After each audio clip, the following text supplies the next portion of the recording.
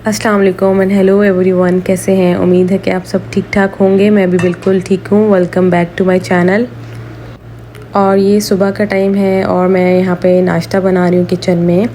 सुबह उठ के सबसे पहले ये काम होता है कि किचन में आके सबसे पहले नाश्ता ही रेडी करना। तो यहाँ पे मैंने चाय रखी है। चाय के साथ मैं एक रैप बनाने वाली हूँ। ये फ्रोज़न पराठा था, तो फ्रोज़न पराठा जो है ऑलरेडी ये कुकड ही था। तो इसके ऊपर मैंने 2 जो अंडे हैं वो फेंट के मैंने इसके ऊपर स्प्रेड कर दिए हैं। और इसके अंदर मैं कुछ वेजीज़ ऐड करूँगी, कुछ सॉसेज ऐड करूँगी। और ये जो है बहुत ही इंस्टेंट ब्रेकफास्ट रेडी हो जाता है और बहुत ही मज़े का लगता है। पराठा जो है आप होममेड भी यूज़ कर सकते हैं, ज़रूरी नहीं फ्रोज़न ही हो। लेकिन मैंने जल्दी में बनाने के लिए मैंने फ्रोज़न पराठा ले लिया। वैसे तो हमारे घर में फ्रोज़न पराठा शायद फ़र्स्ट टाइम आया, क्योंकि बच्चे मेरे बिल्कुल भी नहीं खाते हैं। एक दफ़ा मैं लेके आई थी, जब स्टार्टिंग में यहाँ आई थी, तो बच्चों ने एक नवाला भी शायद नहीं लिया, उनको अच्छा ही नहीं लगा। तो बस यहाँ पे मैं ये रैप बना रही हूँ। बहुत ही अच्छा और बहुत ही मज़े का बनता है। और अंडे के अंदर मैंने कोई स्पाइसेस वगैरह कुछ भी नहीं ऐड की हैं। बस 2 अंडे लिए हैं, उनको अच्छे से फेंट के मैंने इस फ्राई पैन के अंदर इस पराठे के ऊपर मैंने डाल दिया है। स्पाइसेस वगैरह मैंने कुछ भी ऐड नहीं की। इसके अंदर फिलिंग जो है आप अपनी मर्ज़ी से भी कर सकते हैं। कोई सी भी सब्ज़ियाँ ऐड कर सकते हैं, चीज़ वगैरह ऐड कर सकते हैं, ऑलिव जो भी आपका दिल चाहे आप ऐड कर सकते हैं। बहुत ही टेस्टी, बहुत ही मज़े का बनता है। आप केचप भी ऐड कर सकते हैं।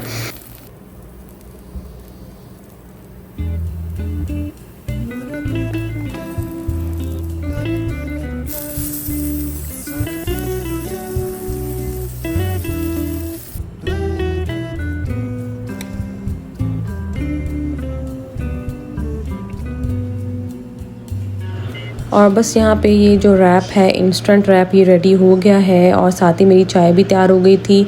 और बस इधर बैठ के मैं नाश्ता करूँगी और साथ में आपके कमेंट्स के रिप्लाई करूँगी। मेरी कोशिश यही होती है कि आप इतने अच्छे आप कमेंट्स करते हैं और इतना प्यार देते हैं। मेरी कोशिश ये होती है कि मैं हर एक को रिप्लाई करूँ टाइम निकाल के। बस ये है कि आप इतने बिज़ी होते हो, कभी टाइम नहीं भी मिलता, या 1-2 दिन बाद आप रिप्लाई कर रहे होते हो। लेकिन मेरी कोशिश ये होती है मैं आप सबके कमेंट्स का ज़रूर रिप्लाई करूँ। और जिनके जो क्वेश्चंस होते हैं, मेरी कोशिश होती है उनको मैं वो आंसर कर दूँ। कुछ का मैं व्लॉग में ऑलरेडी कर भी चुकी होती हूँ। एडिटिंग का लोग बहुत ज़्यादा पूछते हैं। तो बस यहाँ पे मैं नाश्ता कर चुकी थी। बच्चों को मैं नाश्ता भी नहीं बनाया था। बच्चे जो है अभी सो रहे थे और फ़ौरन जो उठ के वो नाश्ता उठना से नहीं करते हैं। तो थोड़ा गैप दे के, थोड़ा जब फ्रेश हो जाते हैं तो मैं फिर उनको नाश्ता देती हूँ, वो अच्छे से कर लेते हैं। तो बस मैंने कुछ क्लीनिंग की है घर की आज, और तो मैंने सोचा मैं आपसे शेयर कर लेती हूँ। जो टेबल मैट्स होते हैं वो मैंने क्लीन किए हैं सारे घर के। मेरे घर में बहुत ज़्यादा मैट्स हैं, तो मैंने सारे क्लीन किए भी नहीं है। अभी मैंने सिर्फ लाउंज के और ड्राइंग रूम के ही मैंने साफ़ किए हैं। तो जो साइड टेबल्स वगैरह पे होते हैं तो उस पे ये कि बस डस्ट वगैरह होती है। यहाँ पे जिस तरह डस्ट बहुत ज़्यादा है, बहुत ज़्यादा सैंडस्टॉर्म आते हैं और बहुत ज़्यादा डस्ट, अगर डस्टिंग करो भी तो 1 घंटे बाद दोबारा से डस्ट पड़ जाती है।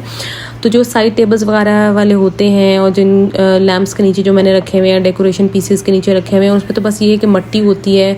जो डाइनिंग टेबल वाले होते हैं उसमें ये है कि कुछ खाना डालते हुए कुछ गिर जाता है। हम बड़ों से भी गिर जाता है, बच्चों से भी गिर जाता है। ऑयल गिर गया, ऑयल की भी कोशिश यही होती है कि फ़ौरन से साफ़ कर दो, लेकिन कभी अक्सर नहीं भी हो पाता। तो बस इस तरह से स्टेन लग जाते हैं। तो बस ये है कि डाइनिंग टेबल वाले पे थोड़ी मेहनत होती है, और लेकिन जो साइड टेबल्स वगैरह पे पड़े होते हैं उन पे इस तरह से मेहनत नहीं होती। बस एक दफ़ा अपने सरफ वाले पानी से गुजारना है। तो बस यहाँ पे मैं सारे मैट्स इकट्ठे कर रही हूँ। एक मैंने बास्केट रखी है अपने साथ में, तो सोचा मैं उसी के अंदर सारे मैट्स एक दफ़ा डाल के तो फिर मैं इनको वॉश करना स्टार्ट करती हूँ। और बस यहाँ मैंने मैट्स वॉश किस तरह किए हैं कि मैंने जो है आजकल जैसा टैप में पानी जो है ऑलरेडी बहुत गर्म आ रहा है, बहुत ज़्यादा गर्म आता है कि हाथ जलने लग जाते हैं आपके। अगर गर्म पानी नहीं है तो आप गर्म पानी थोड़ा सा नीम कर ले। तो उसके अंदर मैंने सर्फ ऐड किया है, साथ में मैंने बेकिंग सोडा, जिसको बाइकार्बोनेट सोडा भी बोलते हैं, मैंने वो ऐड किया है।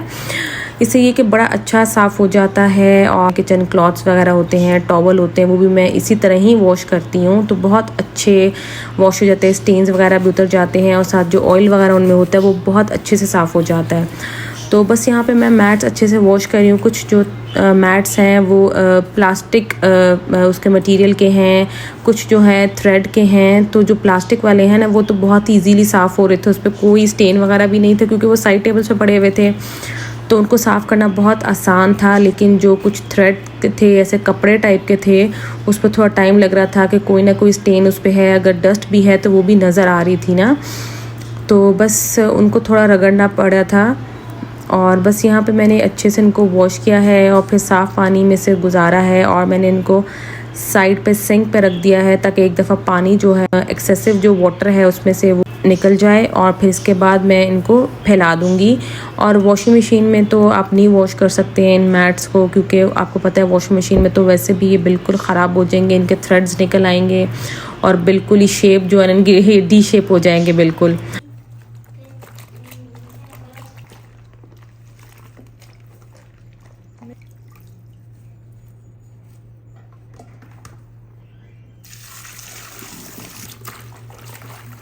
तो इसलिए मैंने हाथों पे ही वॉश करती हूँ। तो बस मैं ड्राइंग रूम पे अब इनको फैला दूँगी। ड्राइंग रूम में पहले मैंने बताया था कपड़े भी वहाँ फैलाती हूँ, क्योंकि वहाँ पे बच्चों का आना जाना नहीं है और स्पेस भी काफ़ी है और धूप वगैरह भी काफ़ी अच्छी उधर आ जाती है। विंडो मैं खोलती नहीं हूँ, लेकिन विंडो में जो ग्लास है उससे धूप वगैरह पास हो जाती है। ऊपर फ़ैन भी ऑन कर देती हूँ और 1 घंटे के अंदर बहुत अच्छे से हर चीज़ ड्राई हो जाती है और मट्टी वगैरह भी नहीं पड़ती है। बाहर डालो तक तो मट्टी बहुत ज़्यादा है, तो आप बाहर कपड़े नहीं डाल सकते खुले आसमान के नीचे।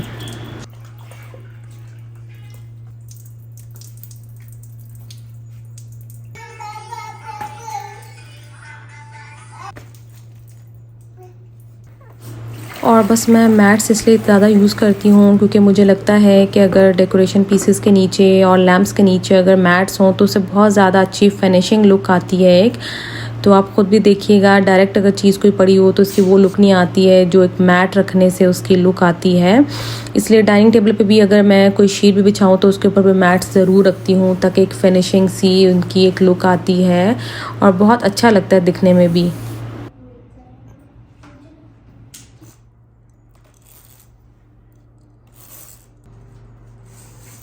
और बस यहाँ मैं ड्राइंग रूम में आ गई हूँ और इसका ब्लाइंड जो है मैं वो भी ऊपर कर दूँगी। और ये देखिए ग्लास है, इससे धूप काफ़ी अच्छी पास हो जाती है।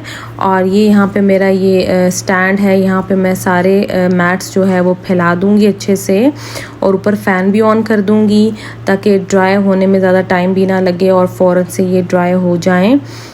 और बस क्लीनिंग का ये है कि आप डेली बेसिस पे कुछ ना कुछ करते रहें। जो डेली रूटीन में हम क्लीनिंग करते हैं उससे हट के किचन में जो क्लीनिंग डेली बेसिस पे होती है, बर्तन वॉश कर रहे हैं, डेली बेसिस पे कपड़े वॉश कर रहे हैं, तो इससे हट के भी क्लीनिंग करना बहुत ज़रूरी है, तभी घर बहुत ऑर्गेनाइज रहते हैं, बहुत साफ़ रहते हैं। तो अगर आप टाइम नहीं निकालेंगे तो उस तरह से फिर ऑर्गेनाइज नहीं कर पाता बंदा।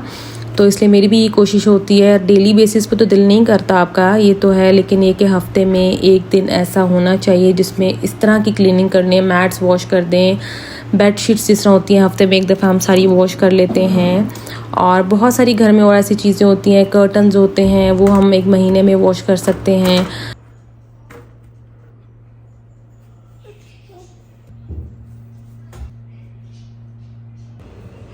और बस यहाँ मैं किचन में आई हूँ बच्चों का नाश्ता बनाने के लिए। बच्चे काफ़ी दिनों से बोल रहे थे कि हमें पैनकेक खाने हैं और पैनकेक बहुत जल्दी बन जाते हैं, बहुत इंस्टेंट बन जाते हैं। लेकिन ये है कि मैं फिर भी डेली बेसिस पे इनको नहीं बना के देती क्योंकि उसमें वाइट फ्लोर होता है तो वो उस तरह से हेल्दी नहीं होता है। तो मैं इसलिए इनको हफ्ते में 1 दफ़ा ऐसा ब्रेकफास्ट इनको बना देती हूँ। तो बस मैं पैनकेक बनाने वाली थी, सोचा आपसे शेयर कर लेती हूँ। बहुत ही इंस्टेंट बन जाते हैं। इसमें मैंने 2 अंडे डाले हैं, अंडे 2 डाल लें, आप 3 डाल लें, जितना आप उसको हेल्दी वे में लेके जा सकते हैं आप ले जाएं। अंडे 2 डाल लें। दूध मैंने हाफ़ कप लिया है। मैंने 1 टीस्पून बेकिंग पाउडर लिया है। वनीला एसेंस 1 टेबलस्पून ले लें। और मैंने मैदा जो है वो 1 कप लिया है। और आप इसकी जो कंसिस्टेंसी है ना थोड़ी सी थिक रखनी है, माइल्ड थिक हो कि जब इसको डालें तो वो बिल्कुल फैल ना जाए, वो अपनी जगह पे रहे। तो जब ये आप इसको बीट करेंगे तो आपको खुद से समझ आ जाएगी।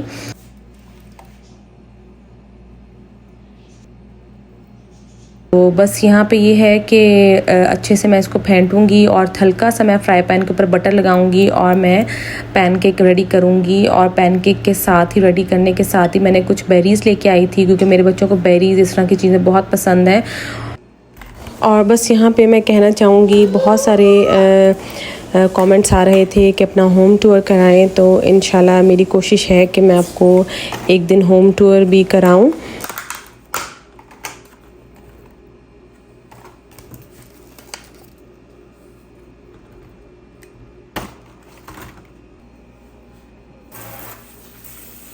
और बस मैं इनको अच्छे से वॉश कर लूँगी। ये तो वैसे एक तरह से फ़्रोज़न ज़्यादा मिलती हैं, लेकिन ये वाली फ़्रोज़न नहीं थी, लेकिन बस ठीक थी। कोई इतना नहीं है कि बंदा एक हफ़्ता चला लें या 2-3 दिन चल जाए, ऐसा नहीं था। तो बस ये था कि आप लेके आओ और उस वक्त खा लो तो ठीक है, वरना ये बहुत ज़्यादा सॉफ्ट और बहुत जल्दी ख़राब होने लग जाती हैं।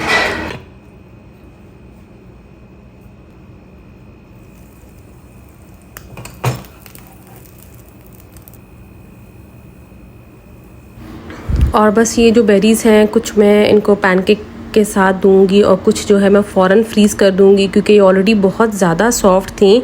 तो मैं हाथ भी नहीं लगा रही थी कहीं, वो बिल्कुल ही पिलपिली हुई थी, तो मैं फ़ौरन से इनको भी फ्रीज़ कर दूंगी।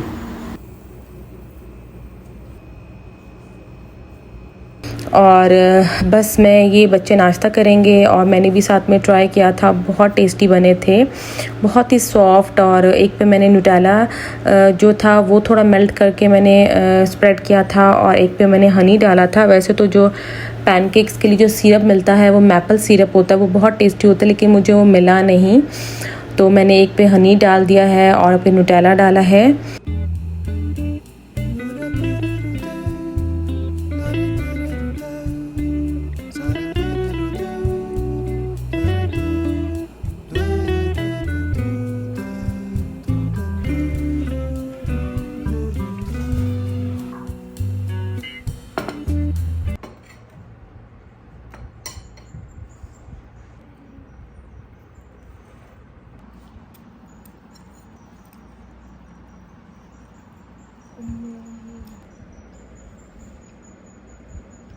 और बस साथ में मैंने इसके ऊपर आइसिंग शुगर भी स्प्रिंकल की थी, वो ऑप्शनल है, आप चाहें तो स्प्रिंकल कर लें वरना रहने दें, ये आप पे है। और बस अभी मैं जो बेरीज़ बच गई थी, कुछ बच्चों ने खाई थी और कुछ पहले से रह गई थी, तो वो मैं एक बॉक्स में डाल के उनको ऊपर फ्रीज़र में रख दूँगी, उनको मैं फ्रीज़ कर दूँगी। फ्रीज़ कर देते हो तो उससे ये फ़ायदा होता है कि आपकी कहीं ना कहीं यूज़ हो जाती है। अगर मैं उसको फ्रिज में रख देती तो वो नेक्स्ट डे तक बिल्कुल ख़राब हो जानी थी, तो इसलिए मैंने फ़ौरन फ्रीज़ कर दी कि कम से कम वो ज़ाया ना जाएँ, वो ख़राब ना हो जाएँ।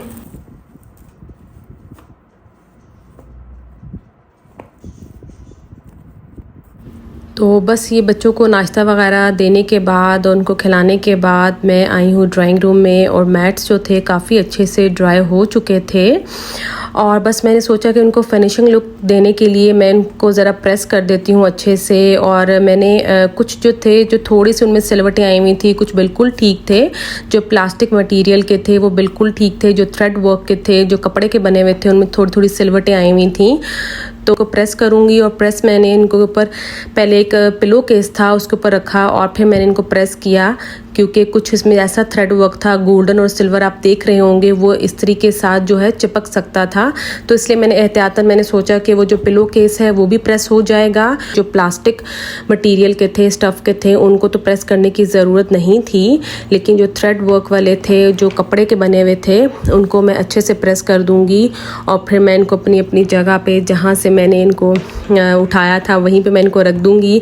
उससे पहले मैंने सब जगहों की डस्टिंग की थी, क्योंकि डस्ट जो है वो बस हर वक्त ही आई रहती है, क्योंकि हमारे घर के बाहर एक काम भी चल रहा था, तो जिसकी वजह से बहुत ज़्यादा डस्ट आ रही थी।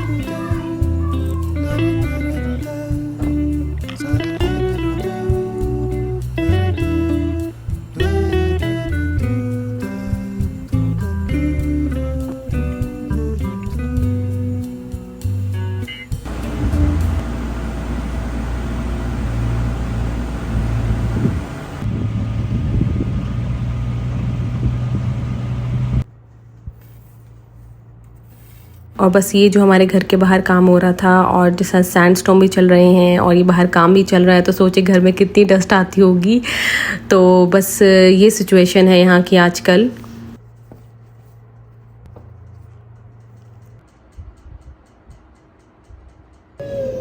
और बस सब क्लीनिंग करने के बाद मैं आई हूँ किचन में। जो बेरीज़ मैंने फ्रीज़ करने के लिए रखी थी, वो बहुत अच्छे से फ्रीज़ हो गई थी। सोचा मैं आपके साथ एक स्मूदी शेयर करती हूँ। बहुत इंस्टेंट है और बहुत ही ये मज़े की बनी थी।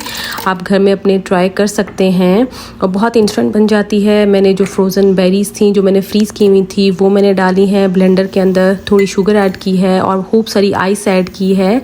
उसके अंदर मैंने दूध ऐड किया है और अच्छे से आपने उसको ब्लेंड करना है। दूध ज़्यादा ऐड नहीं करना तो बहुत अच्छी थिक बन जाएगी। और बस सब चीज़ें मैंने ब्लेंडर में डाल दी हैं और मैं इसको अच्छे से ब्लेंड करूँगी।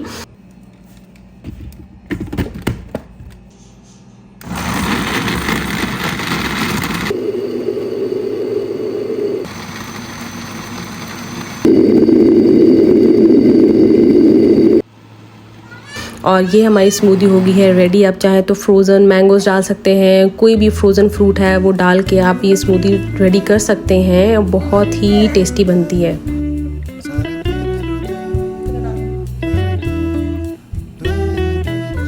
और बस यहाँ पे मैं अपनी वीडियो को एंड करती हूँ। आई होप आपको मेरी वीडियो अच्छी लगी होगी। अगर अच्छी लगी है तो प्लीज़ लाइक करें, शेयर करें, सब्सक्राइब करें और इंशाल्लाह मिलते हैं नेक्स्ट वीडियो में। तब तक के लिए अपना बहुत सारा ख्याल रखिएगा। अल्लाह हाफ़िज़।